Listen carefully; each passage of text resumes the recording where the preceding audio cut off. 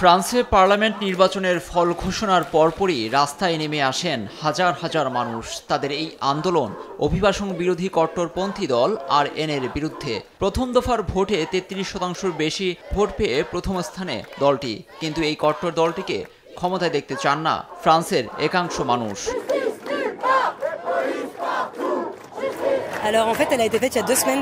আমরা আজ এখানে জড়ো হয়েছি কারণ আমাদের লড়াই করতে হবে। মাত্র 3 মাস আগে আমার একটি সন্তান হয়েছে।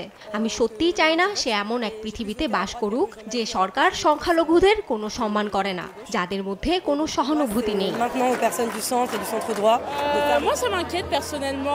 RN দলের শীর্ষ অবস্থান দেখে আমি ব্যক্তিগতভাবে খুবই উদ্বিগ্ন। আমি নানা কারণে ভয় পাচ্ছি।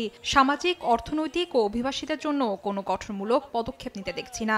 RN সরকার ক্ষমতায় আসলে গর্ভপাত, চিকিৎসা সহায়তার মতো বিষয়গুলো আরো খারাপের দিকে যাবে। এই ইস্যুগুলো ভুলে গেলে চলবে না।